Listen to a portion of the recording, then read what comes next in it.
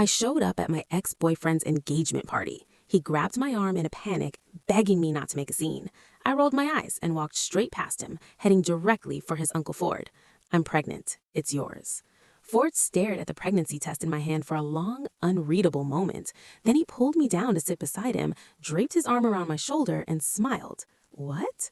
"Well, if it's mine, then naturally I have to take responsibility." Benjamin's engagement party was sickeningly expensive. I stood at the entrance of the sprawling estate, watching him inside, playing the perfect host with a champagne flute in hand. I wanted to vomit looking at him. All I could think about was how this scumbag whispered sweet nothings into my ear while simultaneously locking down an engagement with some old money heiress he'd known since diapers. It made my skin crawl. Guests were flooding in, and as Benjamin turned, his eyes locked onto mine. He froze. Then pure panic set in. He practically sprinted over, blocking my path like a nervous bouncer. "Harper, look, I thought we talked about this," he hissed, his voice dropping to a frantic whisper. "Don't cause a scene. This day is huge for me, okay? Just leave." He seriously thought I was here to have a catfight with his fiancée for his mediocre affection. Please, my target today was way out of his league. I rolled my eyes so hard it hurt. "Move, Benjamin. Get out of my way. I'm looking for my baby daddy." His face twisted in confusion. "Baby daddy? What the hell?" I shoved Benjamin aside. He stumbled, staring in disbelief as I strutted straight toward the main table, fucking eyes with the most dangerous man in the room. The moment I stopped in front of Ford Sterling, the volume in the banquet hall dropped. Silence swept across the room like a cold wave. Everyone turned to look, not at me really, but at Ford. Ford Sterling always had this faint, polite smile. He gave off an air of elegant nobility, but get close enough and you'd see the glacial indifference in his eyes. He was unpredictable, a shark in a tailored Italian suit. Right now, he looked up at me with that same unreadable smile, an eyebrow raised in silent question. I reached into my clutch, pulled out the pregnancy test, and slapped it into his hand. I kept my voice deadpan. "Ford, I'm pregnant. It's yours." Ford looked at the plastic stick in his hand for a long, agonizing moment. His expression gave nothing away. Then he reached out, grabbed my wrist, and pulled me down to sit beside him. He draped a heavy arm around my shoulders, looking me dead in the eye with a smirk. "Well," he announced, his voice smooth as silk, "if it's mine, then naturally I'm going to take responsibility." After a second of weird, heavy silence, the old man sitting next to Ford, Ford's father, suddenly slapped Ford on the back and burst into laughter. "Good, good, you son of a bitch. You finally got a girlfriend and kept her hidden from me, huh?" The tension in the room snapped, and instantly the place erupted. After the initial shock, the ass-kicking began. I was just saying no girl in New York was good enough for Mr. Sterling. Turns out he was hiding a beauty in his golden tower all along. Classic Ford, silent mover. He's going to be a dad before we even knew he was dating. The old man can finally rest easy. Yeah, he totally leapfrogged Benjamin on this one. When's the wedding wine being poured, Ford? I'll admit, I did this on purpose. Choosing this exact moment to approach Ford was 100% calculated to humiliate Benjamin. Ford was Benjamin's uncle, the relative Benjamin respected and feared the most. If I became his aunt, Benjamin would have to bow his head every time he saw me. That thought alone was delicious. I had imagined a million ways Ford might react, but I never expected him to just own it. He was acting like we were genuinely a cozy couple. But the reality? We'd met maybe 5 times, and one of those times was a drunken, messy night. We hadn't exchanged more than 20 sentences in our entire lives. His hand on my shoulder was burning through my dress. My skin felt like it was on fire, and I was starting to flake. That is, until Benjamin stormed over, his face flushed. "Harper, what the actual fuck are you doing?" Seeing him panic brought my confidence right back. I straightened my neck like a queen. "I told you I came to find the father of my child." Benjamin looked at Ford, his eyes wide with betrayal. "Uncle Ford." Ford's smile faded just a fraction. "Benjamin," he said, his voice dropping an octave, instantly commanding, "your bride has been waiting. Go do your job." It wasn't a shout, but it was a warning. Benjamin folded, immediately looked at me, his jaw clenched, then turned and walked away like a kicked puppy. Just like that, I attended the rest of Benjamin's engagement party as Ford Sterling's baby mama. The spotlight that should have been on Benjamin shifted entirely to us, especially Ford's father, the powerful patriarch of the Sterling dynasty. He spent the whole time grinning, sizing me up, asking about my health and prying into our relationship. Ford was calm. I was pretending to be calm. Finally, the torture ended. Ford offered to drive me home. He dismissed his chauffeur, got into the driver's seat of his black Maybach, but didn't start the engine. Instead, he pulled out a cigar. He didn't light it, he just rolled it between his long fingers, staring out the windshield, deep in thought. The silence was suffocating. I shifted in the leather seat, ready to jump out, when he finally spoke. So, speak. Whose bastard is it? I froze. I turned to look at him. His eyes were cold, detached, like he could see right through my soul. Once the shock wore off, anger took over. I snapped. What do you mean? Trying to wiggle out of it now? Ford curled his lip, his voice returning to that maddeningly gentle tone. You misunderstand. I'm a man who pays his debts. If I do something, I own it. But, his smile widened, but his eyes got colder. I never fucked you. That was the second time today a man had denied me. I let out a harsh, incredulous laugh. You never fucked me? What is this, an immaculate conception? Am I the Virgin Mary? My breathing was ragged. I fought down the urge to scream. Ford, if you don't want to take responsibility, just say it. I came here today ready for you to deny it. We were both wasted that night. It was an accident. I chose today to tell you because, yeah, I wanted to stick it to Benjamin, okay? Using you was low, my bad. But you don't have to humiliate me like this. Ford paused, then said patiently, if I wanted to humiliate you, Harper, I wouldn't have played along with your little sitcom back there. Miss Harper, seriously, I didn't touch you, not like that. He sounded so sure of himself that I started to doubt my own reality. Was it not him? Flashback to the yacht party, Benjamin's birthday. I saw Benjamin and that heiress, Tiffany, tongue wrestling in the hallway near the restrooms. I snapped. I drank enough tequila to kill a horse. I remember Ford helping me back to the cabin. He was probably just being a nice uncle, taking care of his nephew's wasted girlfriend, but my brain was fried by alcohol and rage. I was looping the image of Benjamin cheating on me. I was sad, I was furious, and I needed to break something or someone. I didn't know Tiffany was his arranged fiancée. Then I thought I was just too prudish to wait until marriage, and that's why Benjamin strayed. In my drunken haze, I basically tackled Ford. I wrapped my arms around his neck and screamed, it's just sex, right? If he can stick it in anyone he wants, if it means nothing to him, then I can do it too, okay? Fine. Maybe possibly I was the aggressor, might have semi-forced myself on Ford, but I definitely lost my virginity. Sure, I woke up alone the next morning, but my body hurt. I had the physical receipts. Unless my face went pale. Wait, you took me back to the room on the yacht, right? Ford nodded. I did. So the guy I slept with wasn't you? Ford paused. He actually frowned, looking like he was dealing with a complex business merger. It was rare to see this man, who always looked like he owned the world, struggle for words.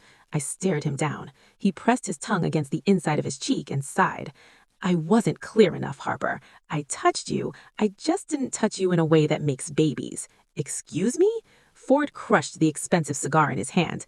I used my hand. I stared at him, blinked once, then again. You used your hand? Ford's jaw tightened. He wouldn't look at me, just stared straight ahead through the windshield like the parking lot held all the answers to the universe. You were intoxicated, he said flatly, and aggressive. I wasn't going to take advantage of that situation. My brain was short-circuiting. So you, what, finger-banged me into unconsciousness and called it chivalry? I did what was necessary to calm you down without crossing a line I couldn't uncross. Oh my God. I pressed my palms against my eyes. Oh my God. Then whose? The realization hit me like a freight train. After Ford left, someone else came in. I'd been so drunk I thought it was still Ford. The room was dark. I was half conscious. I remembered hands, a body, pain, then nothing. My stomach turned violently. Harper, Ford's voice cut through my spiral. Who else was on that yacht? I don't know. My voice came out strangled. I don't. Benjamin's friends, Tiffany's family, business associates. There were like 50 people. And you're sure you're pregnant? I pulled the second test from my clutch, still positive. I'd taken 4, all positive. Ford took it, studied it like it was a financial report. When did you take these? This morning, yesterday, 3 days ago. Doctor? Not yet. He pulled out his phone, started typing. We're going now. Now? It's almost midnight. I have a private physician on retainer. He was already calling. She'll meet us at my penthouse. Your penthouse? Ford, I'm not going to your... Someone forced themselves on you on my nephew's yacht. His voice went arctic. While you were under my care. So yes, Harper, you're coming to my penthouse. We're getting you examined. We're getting a timeline. And then we're going to find out who did this. The word forced hung in the air like a guillotine blade. I'd been calling it sleeping with someone, losing my virginity, anything but what it actually was. My hand started shaking. Ford noticed. He took off his suit jacket and draped it over my shoulders. It smelled like expensive cologne and cigar smoke. "Breathe," he said quietly. I couldn't. "Harper, breathe." I sucked in air. It felt like swallowing glass. Ford started the car. The engine purred to life. We pulled out of the estate in silence. My mind was racing. That night came back in fragments. Ford carrying me, the bed, him leaving, then someone else. I thought it was him coming back. The touch was different, but I was too far gone to process it. "Did you lock the door?" I asked suddenly. Ford's knuckles went white on the steering wheel. "What?" "When you left, did you lock the cabin door?" "No." The word came out like gravel. "I didn't think. So anyone could have walked in?" "Yes." We drove through Manhattan in silence. The city lights blurred past. I felt numb, disconnected from my own body. Ford's penthouse was in Tribeca. Top floor, he had a private elevator that opened directly into his apartment. The space was massive, minimalistic, cold, lots of glass and steel and abstract art that probably cost more than my entire existence. A woman in her 50s was already there, expensive pantsuit, medical bag. She introduced herself as Dr. Chen. She was professional, kind. She took me to Ford's guest bathroom and ran the tests. Blood work, urine sample, physical exam. I sat on the edge of the bathtub afterward, Ford's jacket still around my shoulders, staring at nothing. Dr. Chen came out, spoke quietly with Ford in the hallway. I couldn't hear the words, but I heard the tone. Confirmation. Ford appeared in the doorway. "You're 8 weeks pregnant." 8 weeks? The yacht party was 9 weeks ago. Math checked out. "Dr. Chen can recommend specialists. Whatever you decide to do, I'll cover all costs. And if you want to pursue legal action—" "Against who?" I laughed bitterly. "I don't even know who it was." "We'll find out." "How? Dust the yacht for fingerprints? Interview 50 drunk rich people about whether they slept with your nephew's girlfriend?" Ford's expression didn't change. "Yes." I looked up at him. He was serious. "You're insane." "I'm thorough." He leaned against the doorframe. "This happened under my watch. That makes it my problem." "You're not my problem, Ford. You showed up at my family's event, publicly announced you're carrying my child. You made yourself my problem." He had a point. God, I hated that he had a point. "Why didn't you correct me? Back there, in front of everyone. You could have exposed me, humiliated me. Why didn't you?" Ford was quiet for a long moment. Then, "Because I saw your face when you walked in. You weren't there to con me. You genuinely believed that baby was mine, which meant someone convinced you of that, and I wanted to know who." "So this is what, an investigation?" "This is me taking responsibility for failing to protect someone in my care." "You weren't in my care. I was Benjamin's girlfriend." "Benjamin's a child." Ford's voice dripped with disdain. "He was too busy playing house with his inheritance to notice his girlfriend was being assaulted. That's not a man. That's a liability." I almost laughed. Ford pushed off the doorframe. "You'll stay here tonight. Dr. Chen is setting up the guest room with prenatal vitamins and—" "I'm not staying here." "Yes, you are. You can't just—" "Harper." He looked at me, really looked at me. "You came here tonight with a plan to humiliate my nephew by claiming I fathered your child. That plan is now in motion. My father thinks you're my pregnant girlfriend. Half of New York's elite heard you announce it. If you go home alone tonight, people will talk, they'll speculate, they'll dig. And when they find out the truth, you'll be the girl who lied about Ford Sterling knocking her up. Your life will be over." My throat went dry. "So what's the alternative?" "You play the part, for now, until we figure out who actually did this and what you want to do about everything." He meant the baby. I hadn't even processed that part yet. There was a baby inside me, from a person I couldn't remember, from an act I didn't consent to. My vision blurred. I realized I was crying. Ford didn't move, didn't try to comfort me, just stood there, giving me space to break down. Finally, I wiped my face. "Okay, okay. I'll stay, for tonight. But this fake relationship thing, we need rules." "Agreed. I want to find out who it was." "We will. And I want Benjamin to suffer." Ford's mouth curved into something that wasn't quite a smile. "That can be arranged." The guest room was bigger than my entire apartment. Dr. Chen had laid out vitamins, pamphlets, a schedule for follow-up appointments. I sat on the bed and stared at all of it. A knock. Ford appeared with a glass of water, set it on the nightstand. "There's food in the kitchen if you're hungry. The chef's off, but I can." "I'm fine." He nodded, started to leave. "Ford." He stopped. "Thank you," I said quietly, "for not throwing me out." He looked back at me. Something flickered in his eyes. "Get some rest, Harper. Tomorrow we start asking questions." He closed the door. I lay back on the 1,000-thread-count sheets and stared at the ceiling. My phone buzzed. Texts from unknown numbers, people from the party, congratulating me, asking questions, digging for gossip. Then one from Benjamin. "We need to talk, now." I deleted it. Sleep didn't come easy. Morning arrived with the smell of coffee.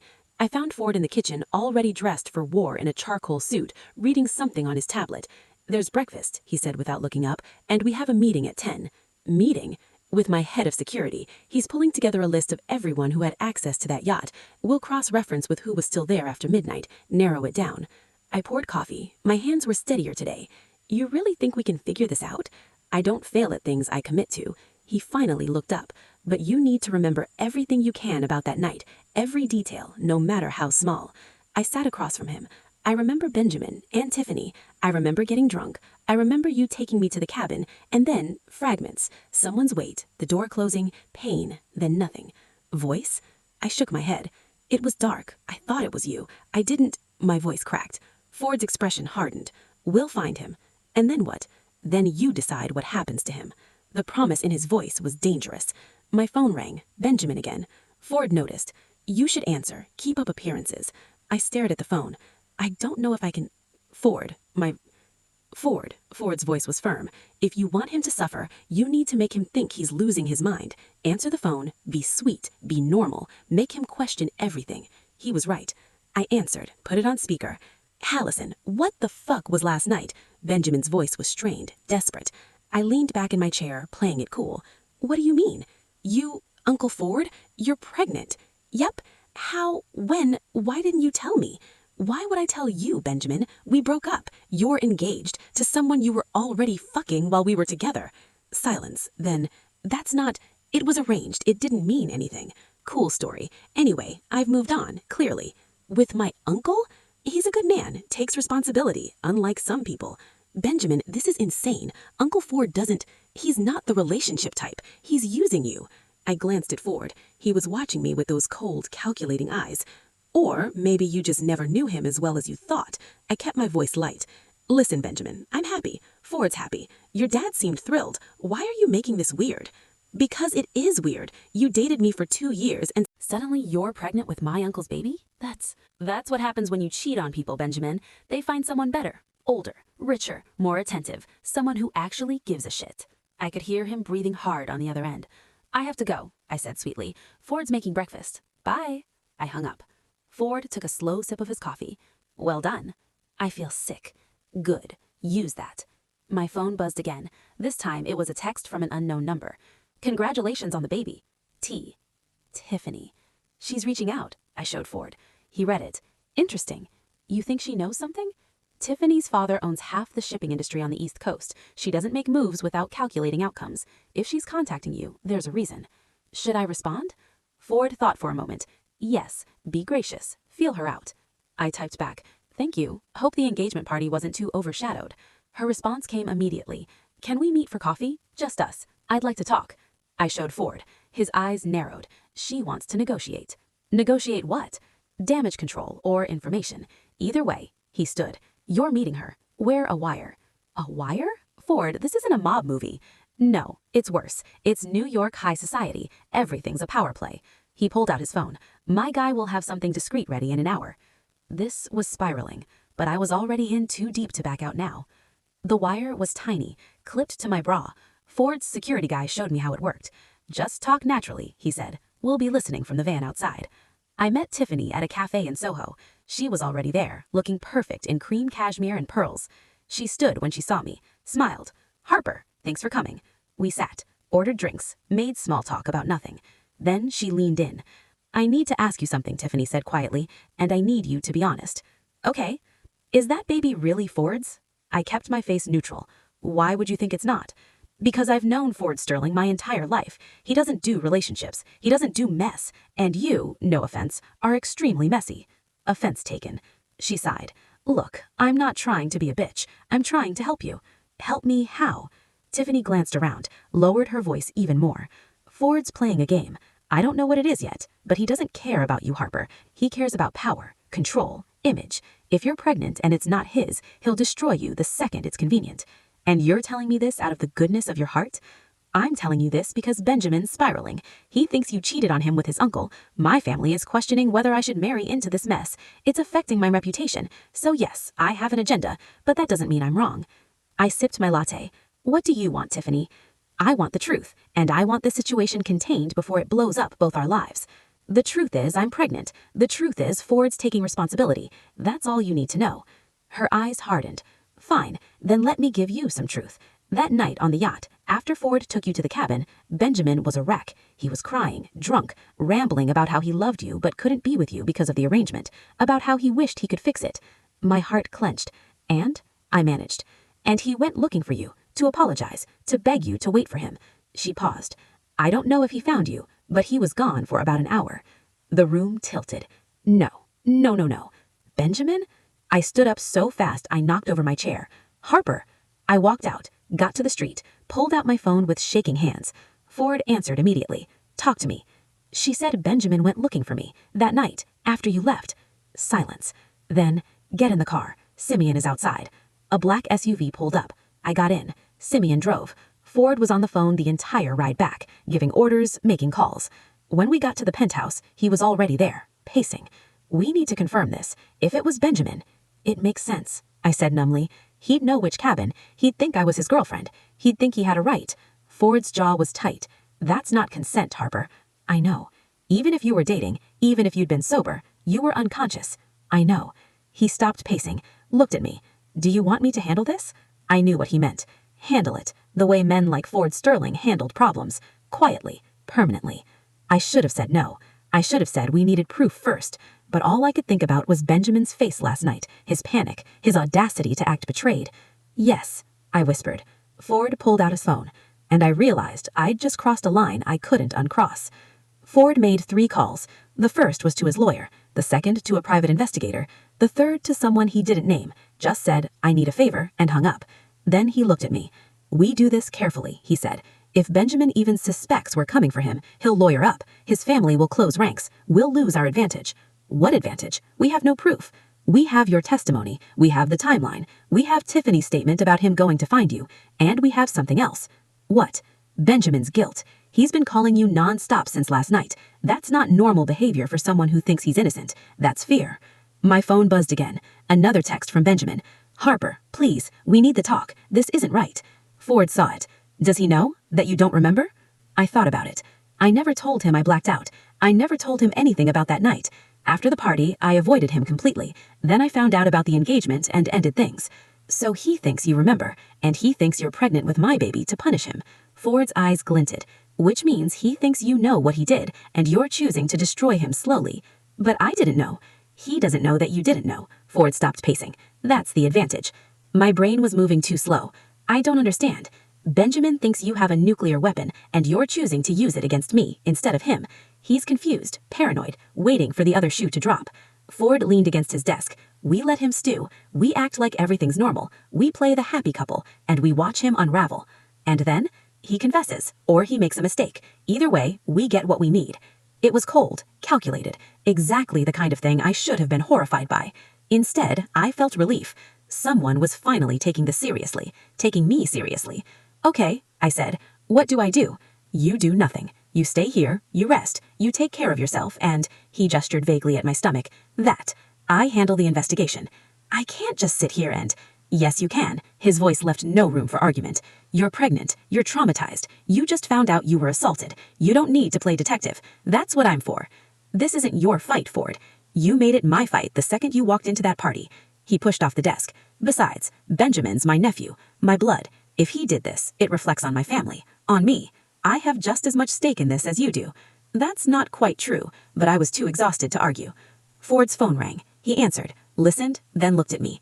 The investigator pulled security footage from the yacht. We have confirmation Benjamin entered your cabin at 1:47 a.m. He left at 2:23 a.m. 36 minutes. I was going to be sick. Ford saw my face. Bathrooms down the hall. I barely made it. Threw up everything in my stomach. Sat on the cold tile floor and tried to breathe how. There was a knock. Harper. I'm fine. You're not. I will be. Silence. Then, take your time. I heard him walk away. I sat there for another 10 minutes before I could stand, washed my face, looked at myself in the mirror. I looked like hell. Pale, dark circles, hair a mess, and somewhere inside me, a cluster of cells that shared DNA with the man who did this. I pressed my hand against my stomach. What was I supposed to do with that? When I came out, Ford was in the kitchen. He'd made tea. Ginger, he said, pushing a cup toward me. Helps with nausea. I sat, took the cup. You seem to know a lot about pregnancy. I read. He pulled up a chair across from me. We need to talk about next steps. You mean the baby? Among other things. He was watching me carefully. You have options, Harper. Whatever you choose, I'll support it. Financially, logistically, whatever you need. Even if I keep it? Even then. It's not yours. No, but I told the world it is, so functionally it might as well be. He took a sip of his own tea. Besides, that child didn't ask to be conceived this way. Doesn't seem fair to punish it for its father's sins. I hadn't expected that. Most men would have run, would have demanded a paternity test, would have cut ties the second things got complicated. But Ford Sterling wasn't most men. Why are you helping me? I asked quietly. He was silent for a long time. Then, do you know why I didn't sleep with you that night? I shook my head. Because you reminded me of someone. He stared into his tea. A long time ago, I was engaged. Her name was Caroline. She was young, beautiful, full of life, and my family hated her because she came from nothing. What happened? My father gave me an ultimatum, her or the company. I chose the company. His jaw tightened. 2 years later, she died. Overdose. I found out later she'd been struggling, depressed, and I wasn't there because I was too busy building an empire. Ford, the night you threw yourself at me, drunk and hurt and desperate, all I could see was her, another young woman being destroyed by men who treat people like commodities. He finally looked at me. I couldn't add to that, so I didn't. I didn't know what to say.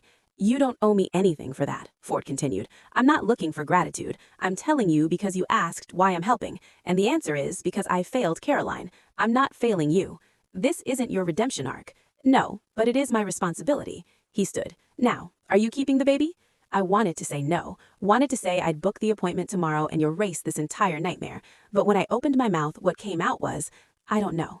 Ford nodded. Then we table it. You have time. Focus on that later. Right now, focus on what you want to do about Benjamin. I want him to pay. Legally or personally? Both. Good. Ford pulled out his phone, showed me a message. My lawyer says we have enough for a police report. The timeline, the footage, your medical records. It's not a slam dunk, but it's something.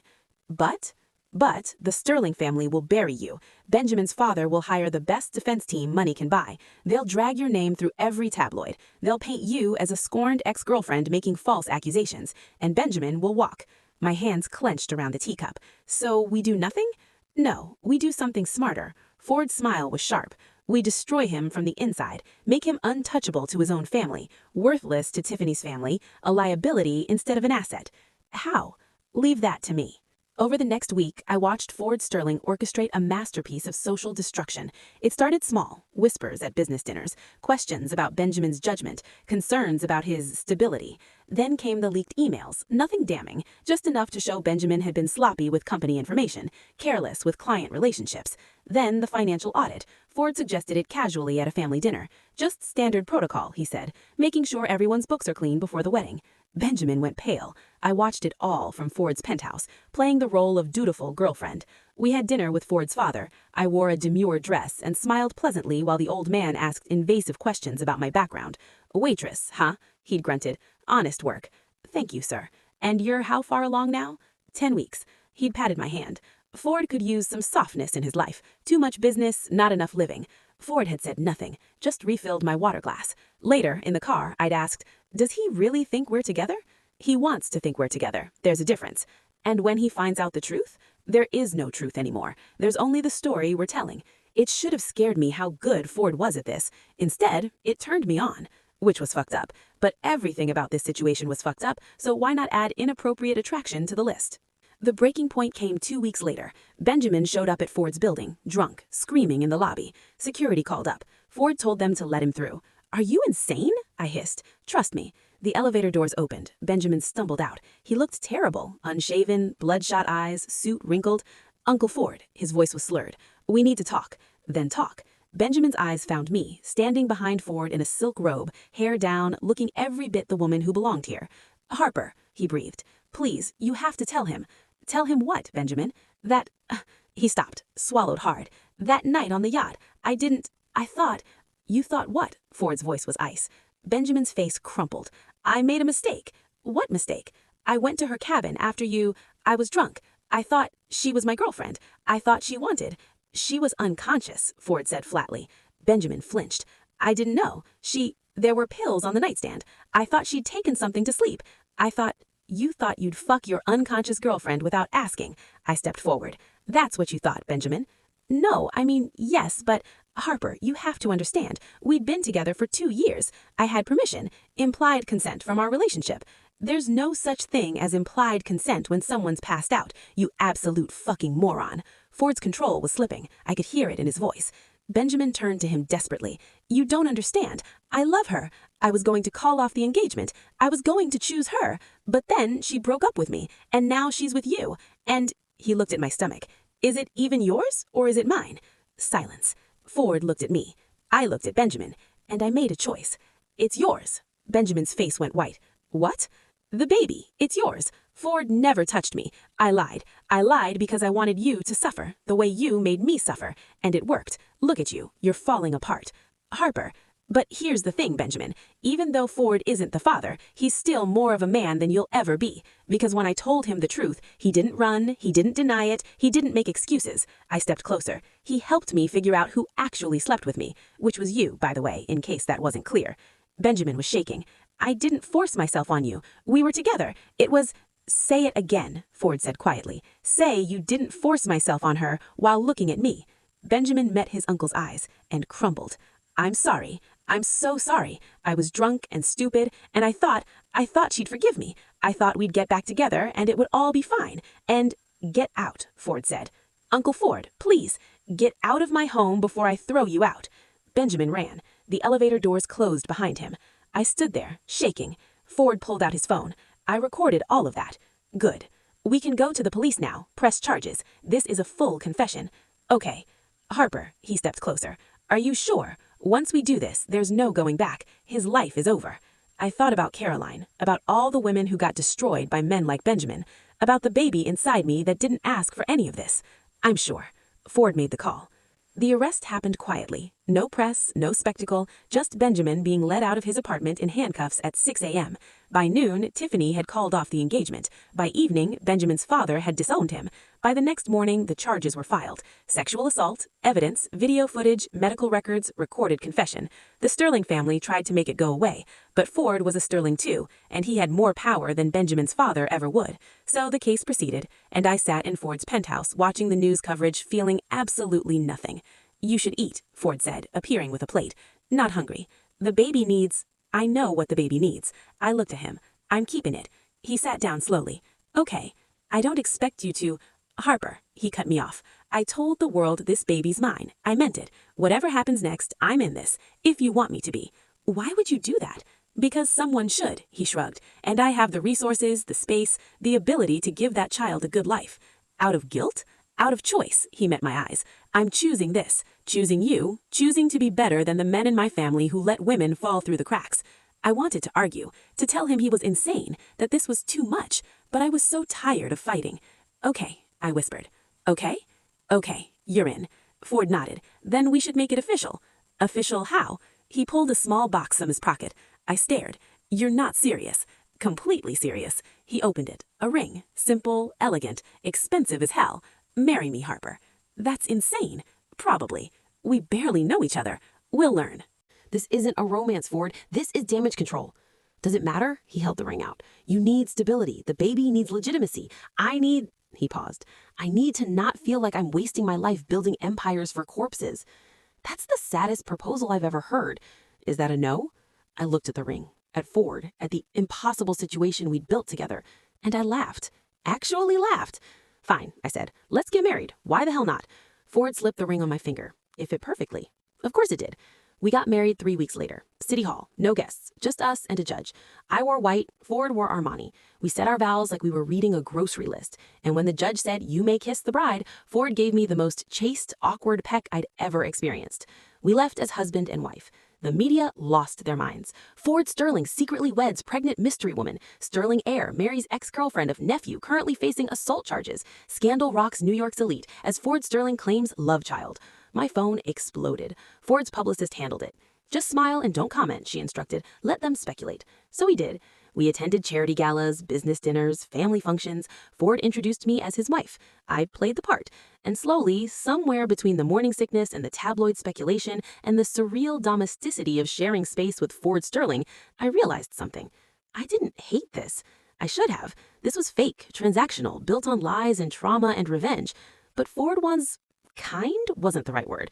Considerate? He remembered I liked almond milk in my coffee. He kept ginger tea stocked. He hired a nutritionist and a therapist and didn't ask questions when I spent entire days in bed crying. He gave me space when I needed it, and he was there when I didn't want to be alone. It was strange, comfortable, dangerous, because I was starting to forget this wasn't real. 4 months in, my baby bump was undeniable. We were at a Sterling family dinner. Benjamin's trial was next week. The whole family was tense. Benjamin's father glared at me across the table. "This is your fault," he said suddenly. The room went silent. "Excuse me?" I set down my fork. "My son's life is destroyed because of your lies." "Robert," Ford's voice was a warning. "No, I'm done being silent." Robert stood. "That baby isn't yours, Ford. Everyone knows it. She's a gold digger who trapped you."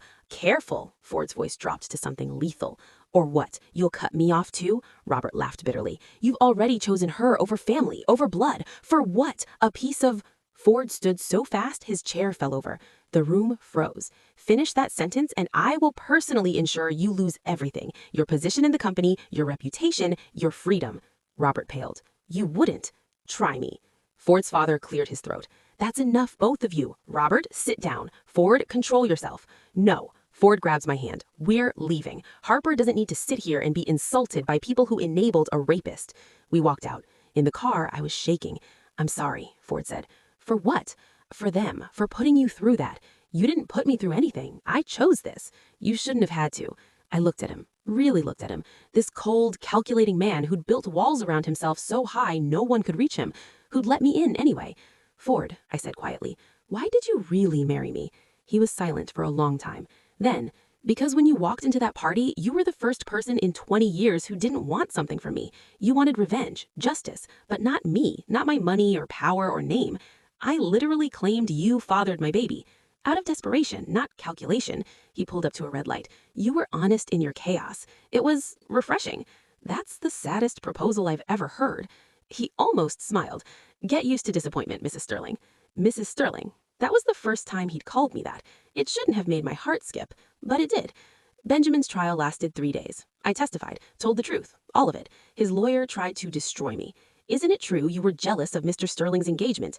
"Yes." "Isn't it true you attended his engagement party with the intent to cause a scene?" "Yes." "Isn't it true you falsely claimed Ford Sterling fathered your child?" "Initially, yes." "So you're a liar." I was mistaken. There's a difference.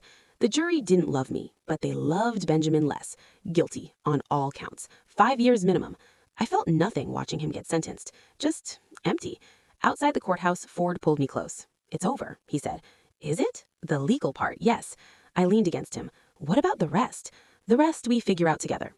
Our daughter was born on a Tuesday. 7 pounds, 4 ounces. Dark hair, my nose, Benjamin's eyes. I cried when they put her in my arms, not from joy, from fear, because I looked at this perfect, innocent thing, and all I could see was how she came to exist. Ford was there. He'd insisted on being in the delivery room. "She's beautiful," he said quietly. "She looks like him." "She looks like you." I couldn't speak. The nurse asked what we wanted to name her. I hadn't thought about it, couldn't think about it. Ford looked at me, then at the baby. "Caroline," he said, "after someone who deserved better." I started crying again. The nurse wrote it down. Caroline Sterling, my daughter. Ford's what? Stepdaughter? Adopted daughter? The legal paperwork was already filed. She'd have his name, his protection. "Thank you," I whispered. Ford took my hand. "For what?" "For staying. Where else would I go?" And somehow, in the chaos of new motherhood and trauma and the strangest marriage in history, I believed him. 6 months later, my baby bump woke up to Caroline crying. 3 a.m. as always. I dragged myself out of bed, but Ford was already there, standing over her crib, holding her, rocking gently. "Go to sleep," he said without turning around. "I've got her." I watched him for a moment. This man who'd accidentally become a father to a child who wasn't his, who read parenting books, who did midnight feedings, who baby-proofed the entire penthouse, who chose us when he didn't have to. "Ford," I said. "Huh? I think I love you." He froze. Caroline kept crying. Finally, he turned, looked at me with those unreadable eyes. "That's inconvenient." "I know. This was supposed to be transactional." "I know. We barely know each other." "I know." He shifted Caroline to one arm, crossed to me. "I think I love you too," he said quietly, "which is terrifying." "Why?" "Because I'm not good at this, at feelings, he gestured helplessly. "Any of it." I took Caroline from him, put her in the crib. She settled immediately. Then I turned back to Ford. "Figure it out with me?" He kissed me. finally, really kissed me, and it felt like everything clicked into place. Months too late and completely backwards, but right. Okay, he whispered against my mouth. Let's figure it out. And we did. If you enjoyed this story, please don't forget to like, subscribe, and share. See you next time.